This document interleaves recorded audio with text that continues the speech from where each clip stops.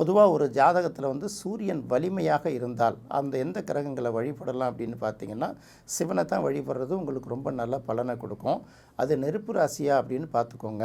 நெருப்பு ராசியாக இருந்ததுன்னா என்னென்ன மேஷம், சிம்மம், அதுக்கடுத்தது தனுசு, இந்த ராசிகளில் இருந்து உங்கள் லக்கணத்துக்கு அது ஒரு நல்ல கிரகமாக இருக்கிற பட்சத்தில், பாவ கிரகங்களோட பார்வை சேர்க்கை இல்லாத பட்சத்தில் சுபக்கிரகங்களோட பார்வை பெற்றிருக்கிறது ரொம்ப நல்லது தான். சூரியன் வந்து நெருப்பு சம்மந்தப்பட்ட இருந்ததுன்னா இப்போ அக்னீஸ்வரருங்கிற ஒரு பேர் வரும்.